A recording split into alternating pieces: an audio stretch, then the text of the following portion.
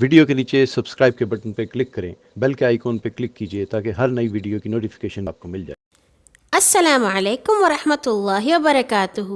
ہنستے مسکراتے پیارے پیارے ننھے منھے ہیرو، بہادر، جرأت مند اور غیرت مند ساتھیوں، آج جو ہم آپ کے لیے کہانی لائے ہیں یہ ہے ایک بہت ہی بہادر ہیرو کی۔ ویسے تو ہیرو ہوتے ہی بہادر ہیں، بہادر نہ ہوں تو پھر ہیرو کیسے ہوں؟ کہانی کا عنوان ہے ہر حال میں صبر اور شکر، اور اسے آپ کے لیے لکھا ہے طالب ہاشمی نے۔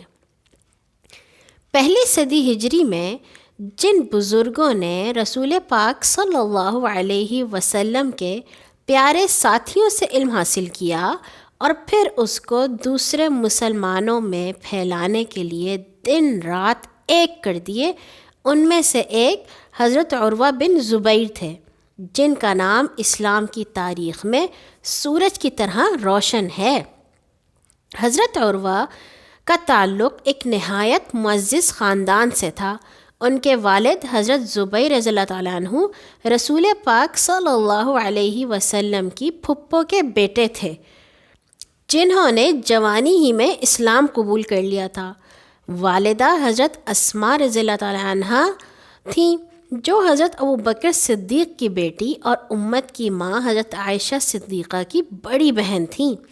حضرت عروہ نے نہ صرف اپنے والدین اور خالہ سے بلکہ رسول پاک صلی اللہ علیہ وسلم کے بہت سے صحابہ رضوان اللہ علیہم، صحابیات رضی اللہ تعالیٰ عنہن اور اس زمانے کے کئی دوسرے بڑے عالموں سے بھی علم حاصل کیا، اور صحابہ کے بعد مدینہ منورہ کے 7 سب سے بڑے عالموں میں شمار ہوئے۔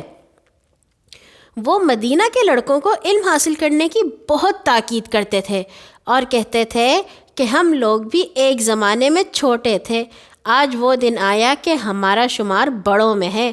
تم بھی آج بچے ہو، لیکن ایک زمانہ آئے گا جب بڑے ہوگے، علم حاصل کر کے سردار بن جاؤ گے کہ لوگوں کو تمہاری ضرورت محسوس ہو۔ اچھے ساتھیوں، حضرت عروہ بڑے کھلے دل والے، عبادت گزار اور خدا سے ڈرنے والے بزرگ تھے۔ نماز پڑھتے وقت دنیا کی کسی چیز کا ہوش نہیں رہتا تھا، خوشی کا موقع ہوتا یا مصیبت کا، وہ ہر حال میں خدا کی مرضی پر راضی رہتے تھے اور شکر ادا کرتے رہتے تھے۔ ایک دفعہ اپنے ایک بیٹے محمد کے ساتھ خلیفہ ولید بن عبد الملک سے ملاقات کے لیے مدینہ منورہ سے دمشق کی طرف روانہ ہوئے۔ ابھی راستے ہی میں تھے کہ پاؤں میں ایک زہریلا پھوڑا نکلا۔ دمشق پہنچنے تک اس نے خطرناک صورت اختیار کر لی اور ان کی آدھی پنڈلی تک زہر پھیل گیا۔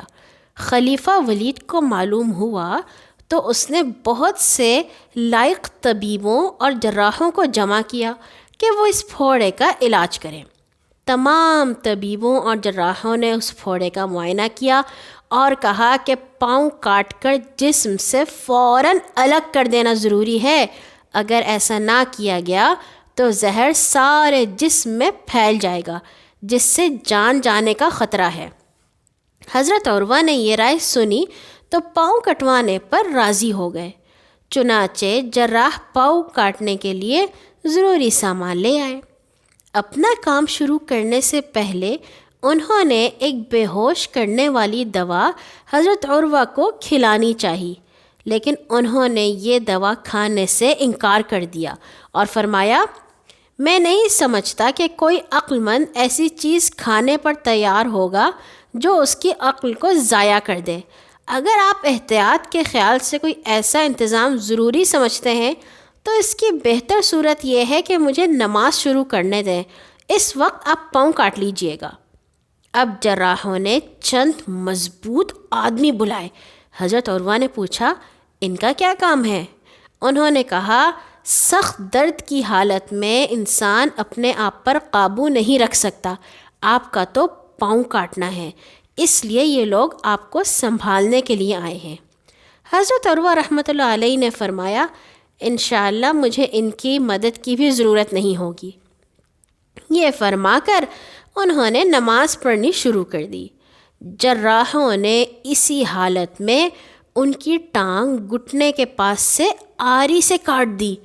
انہوں نے اف تک نہ کی۔ البتہ جب ٹانگ کو داغ دینے کے لیے کھولتے ہوئے تیل میں ڈالا گیا تو وہ بے ہوش ہو گئے، لیکن جلد ہوش میں آ گئے۔ اس وقت ان کا کٹا ہوا پاؤں جراحوں کے ہاتھ میں تھا۔ انہوں نے ان سے لے کر اپنے ہاتھ میں پکڑ لیا اور فرمایا، اس خدا کی قسم جس نے اتنی عمر مجھے تیرے ذریعے چلنے کی طاقت عطا فرمائی، وہ جانتا ہے میں تجھ پر چل کر کسی برائی کے راستے پر نہیں گیا۔ خلیفہ ولید ان سے ہمدردی ظاہر کرنے اور تسلی دینے کے لیے آیا تو انہوں نے فرمایا، اے اللہ، تیرا شکر ہے، میرے 2 پاؤں اور 2 ہاتھ تھے، ان میں سے ایک تو نے لے لیا ہے، لیکن باقی 3 تو میرے پاس ہیں۔ اب اگر تو نے مصیبت دی ہے تو ایک لمبے عرصے تک مجھے صحت بھی تو عطا کی تھی، اور جو تو نے عطا کیا ہے سب کے لیے تیرا شکر ہے۔ حضرت عروہ رحمۃ اللہ علیہ کی مصیبت یہیں ختم نہیں ہوئی، ابھی وہ دمشق ہی میں تھے کہ ایک دن ان کے بیٹے محمد مکان کی چھت سے شاہی استبل میں گر پڑے۔ انہیں گھوڑوں نے اپنے پاؤں تلے کچل ڈالا اور وہ موقع پر ہی وفات پا گئے۔ لوگوں نے آ کر حضرت عروہ رحمۃ اللہ علیہ کو اطلاع دی تو انہوں نے فرمایا، الہی تیرا شکر ہے، یہ 7 بھائی ہیں کہ ایک تو نے لے لیا اور 6 کو باقی چھوڑا ہے۔ اگر تو نے مصیبت مبتلا کیا ہے تو اتنی دیر تک خیر و عافیت میں بھی تو رکھا ہے۔ اگر تو نے میرا یہ بیٹا لے لیا ہے تو نے ہی تو دیا تھا۔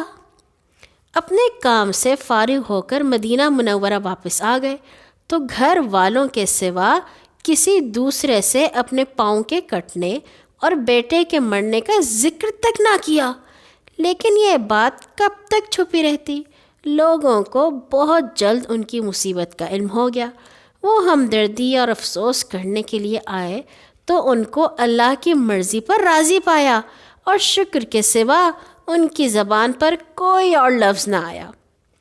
ہر حال میں صبر اور شکر کرنے والے اس بڑے انسان نے 94 ہجری میں وفات پائی۔ اللہ تعالی ہمیں اور آپ کو ایسا ہی صبر اور شکر کرنے والا بنائے۔ اللہ حافظ۔